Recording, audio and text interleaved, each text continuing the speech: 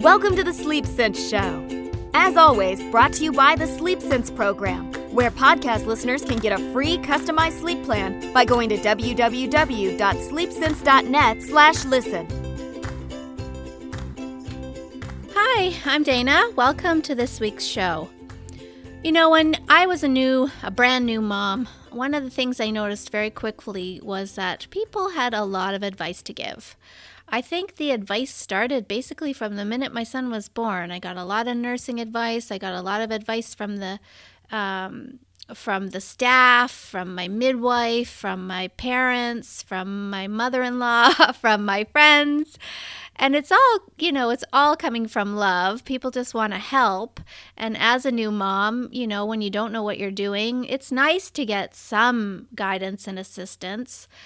But as the weeks go on and the weeks turn into months and you're still getting this level of advice, and now not only are you getting verbal advice from friends and family, but you're looking online and you're getting all kinds of advice online, and you're looking at baby groups and you're going into forums, and pretty soon it's just a big snowball's mess in your mind of conflicting advice, and you don't know which way to turn. It's a very confusing time. I can remember back and thinking, I don't even know, what should I do? And a lot of people just throw up their hands and say, well, I don't know. It's too confusing. I'll just do nothing. And so when I got into this business 14 years ago and started to teach parents how to get their children sleeping well, a lot of conflicting advice comes up when you talk about baby sleep. And there are a lot of myths out there when it comes to baby sleep. And I'm going to talk today about the 5 big ones that I see. They come up over and over again, year after year. We're having sort of the same discussions about baby sleep and getting the same sort of pushback with these myths. And I'm going to share with you today what those big 5 are and give you some of my advice and education around why they're a myth and what we can do about it instead. So myth number 1, and I heard this when my son was a non-sleeper, and I hear it from my clients all the time, that preventing daytime sleep or minimizing daytime sleep. I've even had people tell me their pediatricians and doctors said, don't let them nap all day, that somehow regulating or restricting daytime sleep will encourage a child to sleep the night. That's not true. Why that's not true is because of overtiredness. So think about that. We all have the capacity to get overtired. We push ourselves too hard, too many days in a row, and we become what we would call overtired. So you're beyond fatigued. You're pushed really far into your sleep debt. And what happens when we get to that sort of chronic level is that for a lot of people, you end up feeling a little bit wired, like you've had too much caffeine, and you get yourself to bed and you just feel like you're jittery and your mind is racing and your thoughts aren't clear. And it often takes people a lot longer to fall asleep initially when they're overtired. And then the sleep that they have through the night is very fragmented. So there's a lot of wake-ups. There's often early morning wake-ups, sort of that 4 or 5 o'clock hour where you just lay there and you can't get yourself back to sleep. So it's not good quality. And we feel it. We know, right, that those are the nights that aren't going so well for us. So then dial that down to baby size and sort of multiply it by 10. Children, right, from infancy on, when they get overtired, it sends out a cortisol rush. It's like your body is naturally feeling fatigued. You would love to sleep, but then you don't for whatever reason, and the body thinks, oh, okay, we don't have an opportunity to sleep here. We better pump out some cortisol to kind of get us through this little lag that we're having. And so when that happens, it gives the child a little bit of a rush, a little bit of a second wind, we often call it. And then they tend to become hyper. And now that you know this, you can watch it in your own children.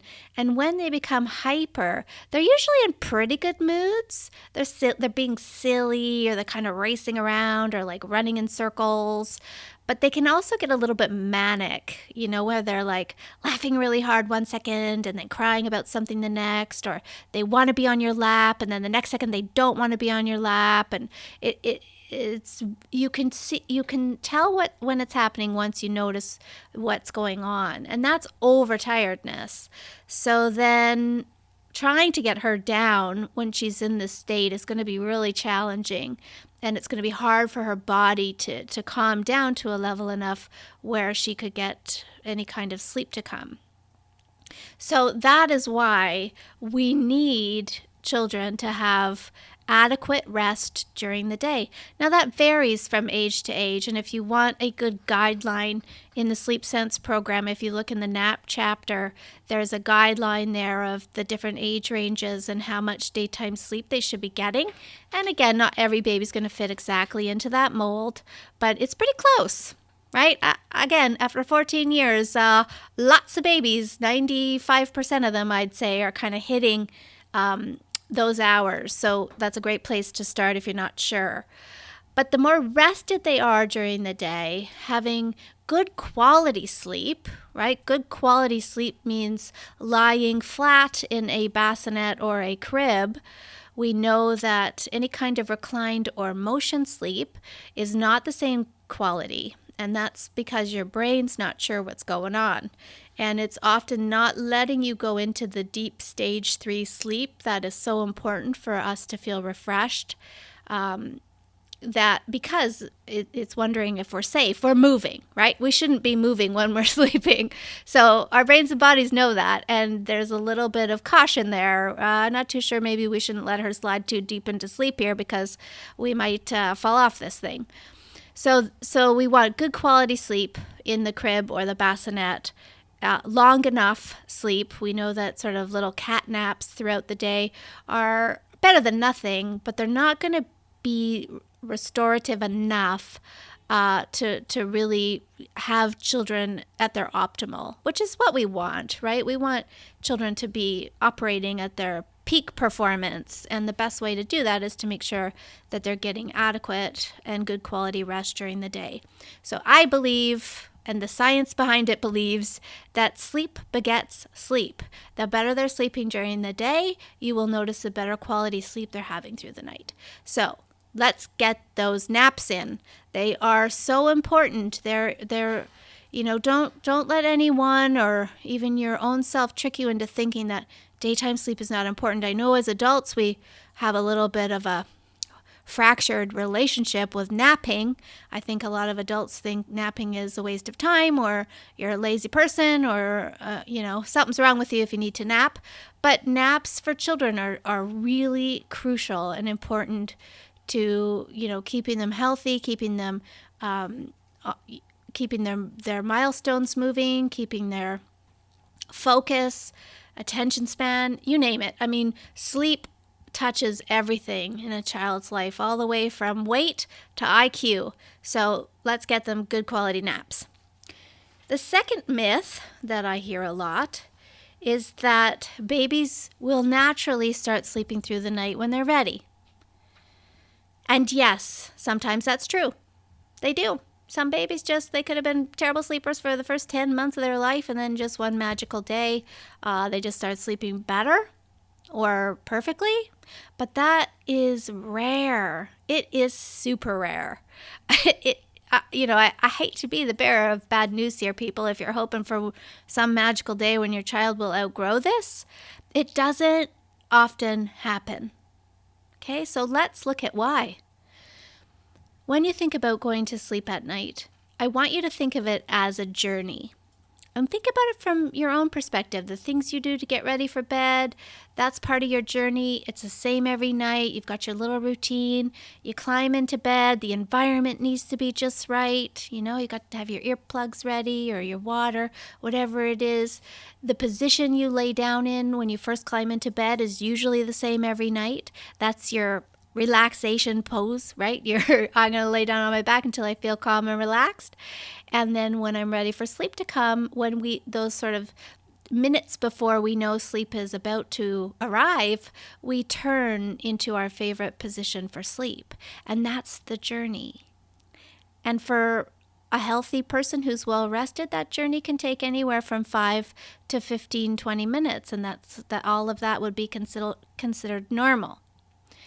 So then what happens to babies is that babies who are not sleeping well, that is that they often start making this journey with external help. And external help shows up in the form of nursing to sleep, bottle feeding to sleep, rocking to sleep, holding to sleep, bouncing to sleep, patting to sleep, whatever you want to fill in the blanks with. It's something that you're doing that is helping them make this journey. And if that is their go-to every time, then it becomes a prop. Then it becomes a I can't sleep unless scenario. And that is why you'll have babies 10 months, 18 months, even 2 years, waking up once or twice or 8 times. It doesn't really matter, but they're waking up in the night because they need the prop. Parents can also become a prop. If you have to lay down with your child every night in order for her to fall asleep at bedtime, I guarantee you at least once a night you're getting a visitor or you're going back to that bed to lay down with her again because you've become the prop. Just your presence in her bed is now the prop. So that's why it's very tricky for a child to just all of a sudden one day magically start sleeping through because it's a habit, right? And how we get our selves to sleep every night is a very protected habit. We're very habitual about it. We don't like to change. And so it's unrealistic to assume that someday your child's going to say, you know what? I know you usually lay with me or you rock me or whatever you were doing, but tonight I'm good. I got it. That doesn't make a whole lot of sense, right? So it's very, very rare for a child to outgrow this sort of thing. The prop can change. Maybe when they were babies, you used to nurse them, but now you're laying with them or you're rocking them. I mean, the prop can change, but the external connectedness is still there. They're not really internalizing how to do this on their own. So statistically, it's as high as 85% of babies who have trouble sleeping in infancy turn into toddlers all the way into the 5s and 6s and 8s and 10s. People, I don't want to scare you, but I get a lot of emails from people who say, hey, can you help me? My 10-year-old still won't sleep independently. So keep an eye on this, right? Maybe you're not quite ready yet. That's okay. But you will most likely have to take some steps. The Sleep Sense program, in my opinion, is the clearest of the steps to take. But you know what? You don't have to use my program, but find something that's going to help your baby learn to fall asleep independently without that prop. The next myth, that sleep training is too stressful for the baby and it'll affect our child-parent bond. This is a big one. I hear this a lot. And I understand where it comes from. I mean, the idea of letting your baby cry, leaving your baby to cry is hard, right? It doesn't make a lot of sense unless you know why. Right? And again, the Sleep Sense program doesn't ask you to leave your baby alone to cry. If that's not something that feels right to you, then don't do it, right? It has nothing to do really with whether you're there or not there or anything you're doing. It has to do with a child learning how to get herself to sleep independently. What are the steps that she needs to take? What is the position she needs to get in? What does she do with her arms, for example, or her legs? What are the things that she's going to do that help her make this journey now without all your external help? I hope that makes sense. I mean, that's the best way I can explain it. We want her to learn some skills for getting to sleep that are her own. And it'll last a lifetime, it really will. But breaking a habit, any kind of habit, even habits, bad habits are hard to break. So it's not an easy process for a child to say goodbye to those props and learn some new ways. Actually, it is pretty easy. It happens really quite quickly. But when you're in it and you have to go through it, it doesn't feel easy as the parent. I get that. And so breaking this connection between the prop and teaching her to sleep well will most likely cause her some initial protest, right? If I came into your room tonight and said, you know what, for the sake of of better sleep, you're going to sleep on the floor tonight with no pillow, you'd be like, what? No, you wouldn't cry, I don't think, but maybe you would. So again, it's going to be new. It's going to be a skill set that she has not ever tried before. So all of this is going to cause her some sort of upset. And that there's no way around. I wish there was. I promise I would scour the earth to find it if I could and give it to you all, but it just doesn't exist. So I think it's fair to assume if I were to make you sleep on the floor with no pillow, because I would promise you that that's where you're going to have a better night's sleep, the first few nights you're going to have some anxiety around that. You're going to have a little bit of a cortisol rush because you're not feeling comfortable. But as the nights go on, you get more and more comfortable with it. And if I came back a month later, you'd probably say, yeah, I kind of like sleeping on the floor now. It would be hard to go back to the bed. And that's the same thing that's happening with a child. So the first few days, absolutely. A little bit of anxiety, a little bit of cortisol in the system. Yeah, that's fair. I can absolutely hands down agree to that. I can't agree, however, that little bit of anxiety, that little bit of a cortisol rise would somehow cause your child such levels that they would become a different person, that they would be altered somehow, your relationship would be fractured.